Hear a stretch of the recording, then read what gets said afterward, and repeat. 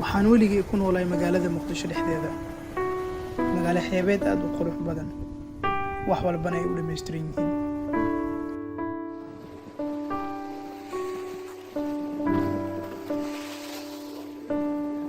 waxaan isweydiin jiray magaalooyinka kale ee dalka sida loogu nool yahay.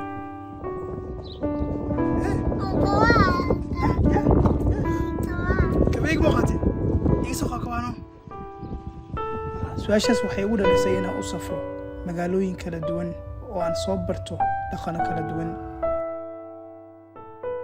muuqaalkan waxaan ugu talagalay inaad igula noolaato nolosha hal maalin oo aan magaalada Warshiq ku qaadan doono.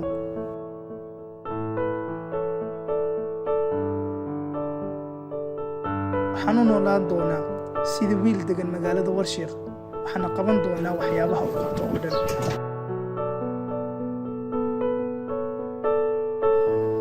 subax wanaagsan, waan soo nabad kacnay.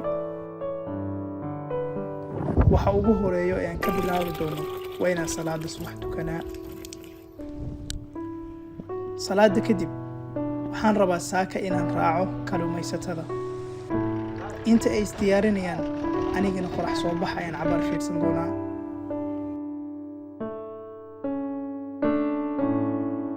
kalluumaysiga waxaa lagu maqnaadaa wax ka badan 8 saac maalintii.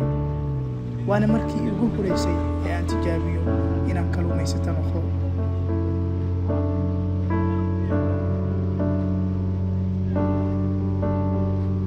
waxaan kaloo ka diyaarin doonaa muuqaal ku saabsan nolosha kalluumaysiga, laakiin muuqaalkan sidaa uguma hadli doono.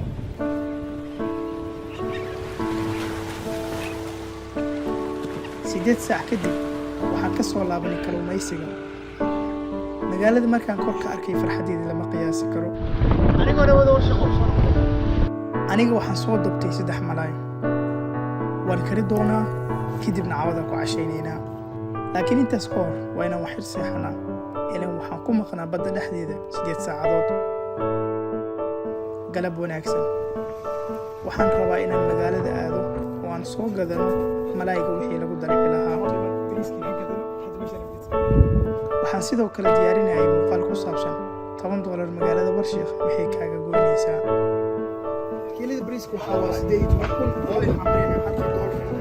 marka lacagta aan wax ku gadanayna oo dhan waxaan kaga qayb qaadan doonaa muuqaalkaas kale. suuqa magaalada waa mid iska kooban, wixii aan rabnay waan ka soo gadanay.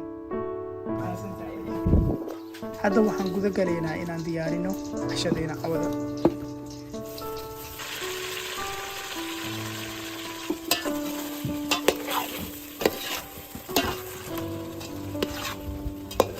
waxaan idin tusi doonaa inaan cunto kariska aqaane kaalaya.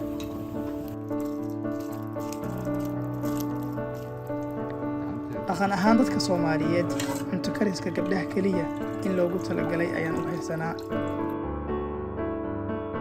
laakiin inaan wada barano sida cuntada loo kariyo anigoo dhan ayaa u baahan.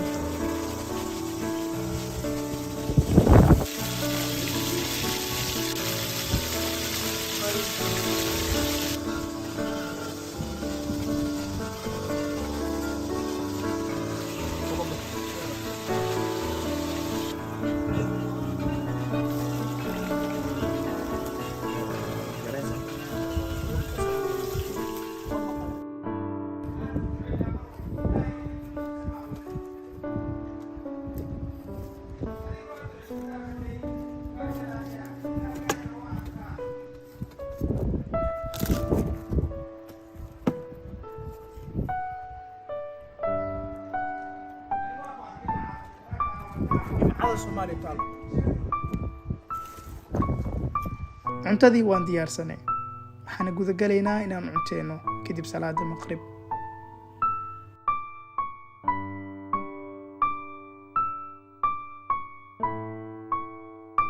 cashada kadib waxaan dab ku shidan doonaa xeebta agteeda.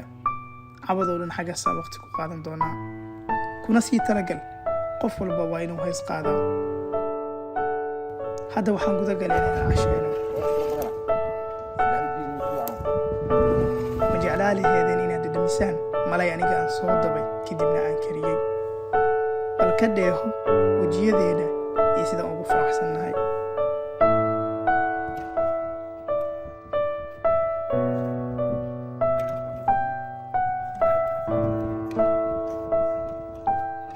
markiin cashayna kadib waxaan ku laabanaynaa suuqa magaalada.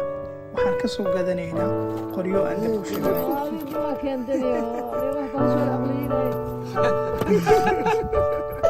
Bloopers. أنا هذا عنه والله ما صوب له. دبل إلا